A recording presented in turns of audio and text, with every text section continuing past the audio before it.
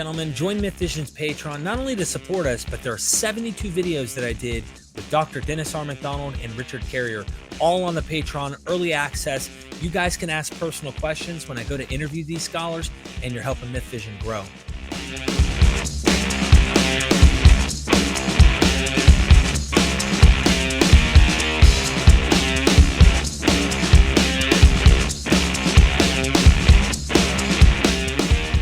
Dr. Dennis R. MacDonald, Dr. Robert M. Price has another question. Okay, Bob. Why should we take Papias seriously as a historical source, given his cartoonist account of the death of Judas? First of all, I don't think it's cartoonist at all. I think it's sophisticated rhetorically. But he is claiming twice to be recording tradition that came up for him. And his informants included John the presbyter and a certain Aristion. Now, according to Apollonius I forget where he's from, Apollinaris of Laodicea. The reason that Papias has this tradition is that people did not like Matthew's interpretation of the death of Judas. Judas kills himself, and it's the Jewish authorities that buy the field of blood and bury him. And the implication is that now the 12 thrones that are reserved for the disciples can be filled because Judas was sufficiently remorseful that he could be reinstalled, that his Selbstmord in German was enough to reinstall him among the 12. That wasn't true for Luke, because God strikes Judas dead and replaces him with Matthias because of the lottery at the beginning of the Acts of the Apostles. Now Luke seems to know Papias's account. Now, most of your viewers don't know what Papias' account, but I'll tell you what it is. According to Apollinaris of Laodicea, Judas did not die by hanging. He survived the hanging and bought his own field. And God punished him by making him so fat and bloated that he couldn't walk down a chariot path. His eyes were so bloated that opticians could not find his eyes. He was discharging pus from his penis and from other bodily orifices such that nobody could approach him. And he died with his guts spilled out on the ground on his own plot so that nobody could come to the plot for its stench. Now this is a former student of mine, Chris Zeichman, has shown that this is stock rhetorical punishment in Jewish and other texts where the God strikes people with internal problems, like Herod in the Acts of the Apostles, and punishes them. So it's a way to get rid of Judas by divine judgment and to deprive him of one of these thrones for Israel. We have in Papias also a reference to a Joseph Barsabbas, who is basically Barsabbas Justus, who was the rival to Matthias in the Acts of the Apostles for a replacement to Judas. So you have the 12 apostles back in place at the beginning of Acts. Now, Luke's version knows Papias's, in my view. And it means that Luke trusted Papias to some extent, insofar as he preferred the Papian version of the death of Judas to the one in Matthew, because Judas's death as a suicide was insufficient to atone for his sins. So that's the first piece of the question. Now, why trust Papias? Papias's date seems to be 110. That's earlier than the Gospel of Luke and Acts and the fourth Gospel. In fact, none of the witnesses to Papias indicates that he's aware of Luke, Acts, or the Gospel of John, even though Papias himself knew John the Elder. And according to Eusebius, he quoted from John the Elder throughout his book.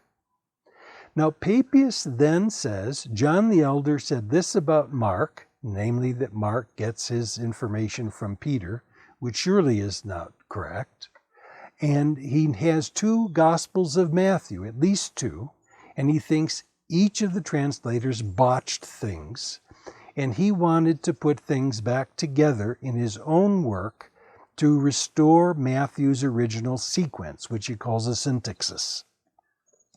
And that's what Papias wants to do. So he's got these three Greek Gospels. He doesn't know Luke, Acts, and he doesn't know the Gospel of John, even though he's a fan of John the Elder and probably a Johannine Christian himself. Why manufacture all this problem that you're going to try to rectify in this long 5-volume book unless it was a real problem? He's trying to solve a problem that doesn't exist? No, it's a problem that exists. Now, what is the problem? He has 3 Gospels that have overlapping content, and they have a different taxis. They have a different order and sequence. And Mark's is the shortest. He knows that. And he's got all this other stuff. And he also knows of other traditions, including things in his own time. He narrates miracle stories that happen after the death of Jesus, for example.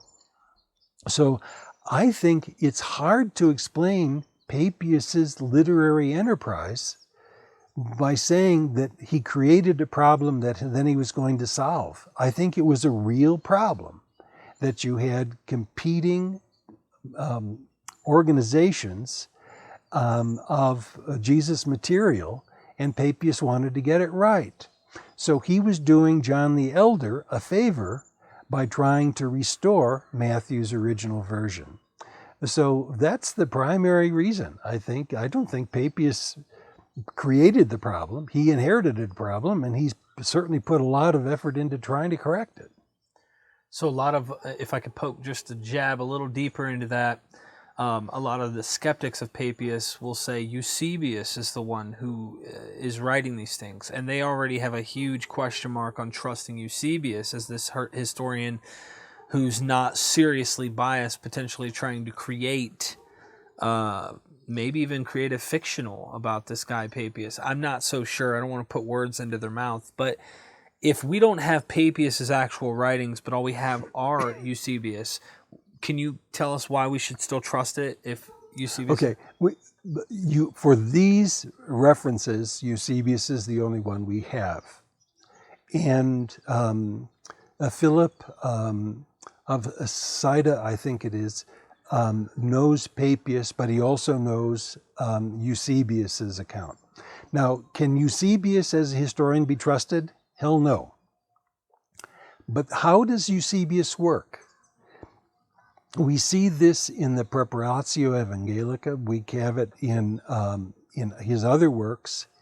His attitude toward his sources is scissors and paste.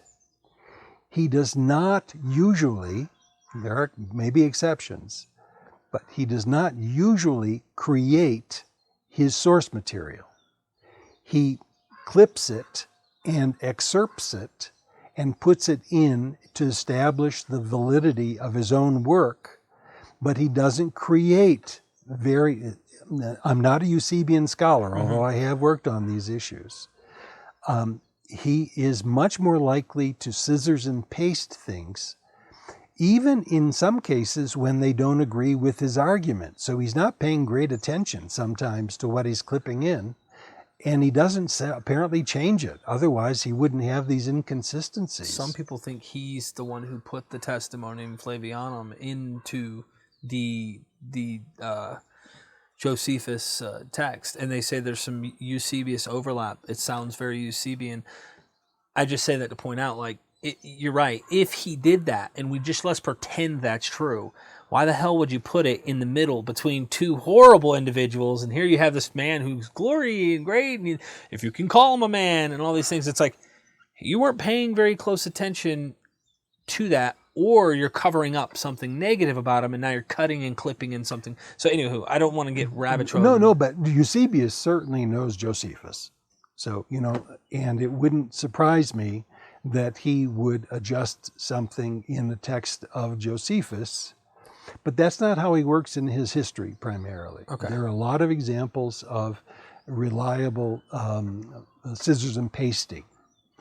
But the biggest issue is, how do you explain Eusebius's, and we have other evidence for it, Eusebius's interest in repairing the damage of his sources?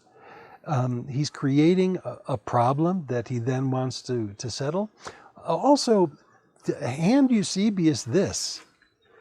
Eusebius wants to use Papias to say how many Christian texts were written before the time of Hadrian, that is, during the time of Trajan. And in Book 4 of the Ecclesiastical History, then he deals with the stuff that happens later. Now, why didn't he add Luke and John to that? Because he only mentions Mark and 2 Gospels of Matthew, doesn't tell us what the other one was, and never bothered to talk about Luke and John. Now, this is a perfect opportunity, if he's going to lie about Christian origins, to mention Luke and John, but he doesn't. And so I think the timing is good, and scholars now are dating the 4th Gospel and Luke Acts at a period after Papias. So I just think there's not a sufficient reason to be skeptical about the Papian fragments. Now, we have a new edition of Papias that's going to come out by a very important scholar, and Oxford University Press is going to publish it, and it may be out any time now. And I'll take those arguments seriously, but I'm not going to back down from these arguments that at least I have a text and other people have skepticism. Thank you.